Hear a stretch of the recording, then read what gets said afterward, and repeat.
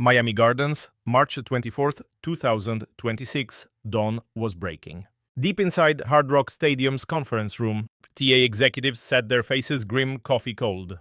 This wasn't a victory lap, it was a crisis meeting. The 2026 Miami Open should have been a triumph, a record-shattering massive financial success. On paper, all the numbers screamed success. Ticket sales surged 48% over the prior year. Merch was flying off shelves, TV deals were locked in. Fans flew in from the Philippines, filling hotels and seats. The buzz was electric, something unseen in years, and it all revolved around a single player, a 20-year-old Filipino phenom named Alex, who'd shaken the tennis world to its core. She alone drove 57% of all merch sales. One person outsold the entire field combined. Projections were $47.2 million, the reality $42.5 million, a $4.7 million shortfall. Instead of finding the real problem, the WTA made a shocking move. They started playing the blame game. Their target was Alex, and that's where this story ignites.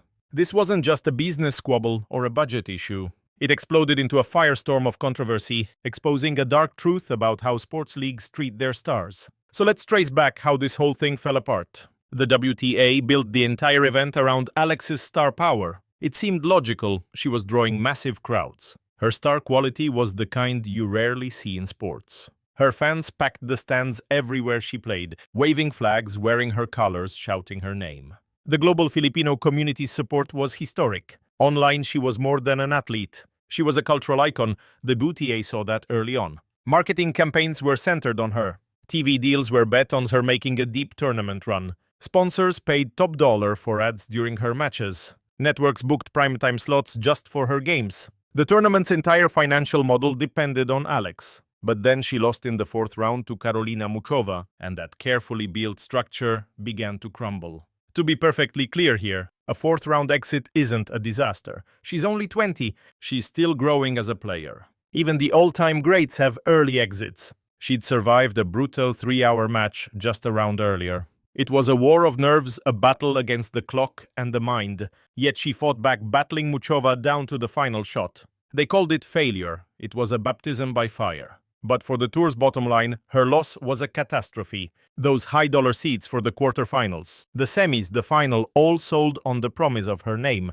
When she lost, the resale market for those tickets collapsed. Sponsors who paid for her spotlight got a fraction of the airtime. Networks were left with dead air where her primetime games should have been. And worse, major backers had taken out insurance policies on her. They bet her star power would carry her to the semifinals. But when she crashed out in round 4, those policies triggered payouts that bled the tournament dry. You factor in the collapsed ticket market, the lost television hours, and the sponsor demands that $4.7 million hole takes shape. But the official story had a fatal flaw. Most of the bleeding had nothing to do with Alex at all. Let's talk about the sky, because the first week of the Miami Open was pure chaos. On March 15th, the entire tournament was a complete washout. Every match, every practice, erased by the storm. Then, March 18th arrived. A total shutdown. 37 matches across both tours were simply cancelled. Superstars like Venus Williams and Matteo Berrettini, Stefanos Tsitsipas, and Grigor Dimitrov all sat waiting for hours before the day was called off. That chaos doesn't just wreck the schedule, it kills revenue. Concessions gone, merchandise sales vanished, ticket money refunded. The estimated hit from just those 2 days was over $2 million. Insurance covered a piece of it, but not nearly enough. That's $2 million of damage that had nothing to do with Alex. Then you dig into the sponsorship deals and the truth gets uglier. Those insurance policies that cost the tournament a fortune, they were written based on a ranking that was already out of date. When they signed the deal, she was ranked number 29. But in tennis, rankings are constantly in motion. Points expire, new points are won, the standings always shift. By the time the first ball was served in Miami, her ranking had plummeted to number 51 because old points had expired. The sponsors were betting on a player who on paper no longer existed. That wasn't her fault. That was a colossal failure in negotiations, same with the networks. They bought primetime coverage betting she would make the quarterfinals. When she lost early, their promised viewership fell short by 23%, and they wanted a refund. The tour had to pay, so that $4.7 million disaster was a perfect storm of failure. An unpredictable storm that wrecked the grounds. Deals inked on yesterday's rankings, TV contracts betting everything on just one player, and none of it was Alex's fault for losing a single match. This disaster was born from an institution with no safety net, no backup plan, a system that demanded perfection from a 20-year-old. But that's not the story the WTA's internal memo told. That memo stamped confidential and meant only for executives leaked, and it was brutal. It attacked their dangerous over-reliance on one player's star power, a strategy that built an unstable financial model. It painted Alex's inconsistent tournament performance as a direct threat to the WTA. The memo proposed that from now on, all future planning must factor in the volatility of a player who, and here's the line that cut the deepest, had yet to prove she could carry their financial hopes. Let that sink in. The WTA's own document called a 20-year-old who outdrew everyone else a volatility risk.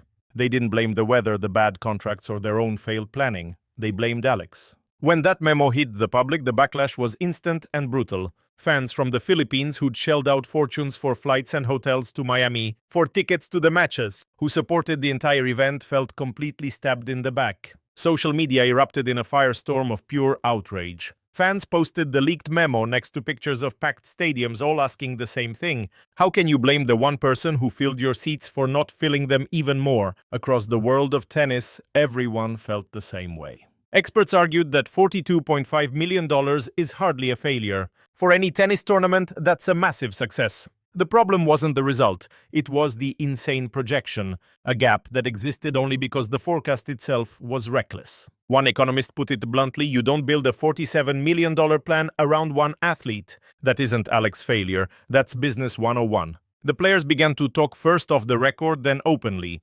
Jessica Pegula was one. She'd played Alex in the Miami semis and saw firsthand the crowds she drew. Her words were careful but sharp. She said, Alex packs the stands, she's a total pro and the finances are not her job. Coco Gauff, a close friend and sometimes doubles partner, didn't hold back. Alex is 20, Gauff stated. She's giving everything she has on that court. If they bet the house on her and lost, that is not on her. That is their screw-up.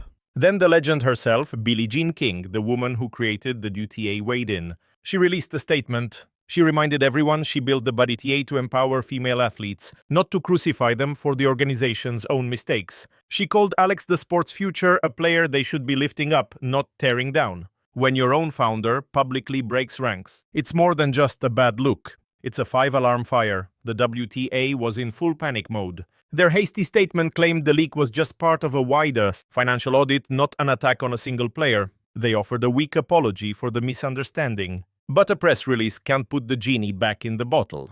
The memo was out. Everyone saw the real conversation.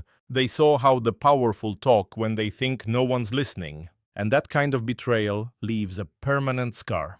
And through the entire storm, Alex remained silent. The news hit after she'd left Miami for home in the Philippines, prepping for the clay season away from the fallout. Her team put out a brief, sterile message. She was preparing with no comment on outside issues.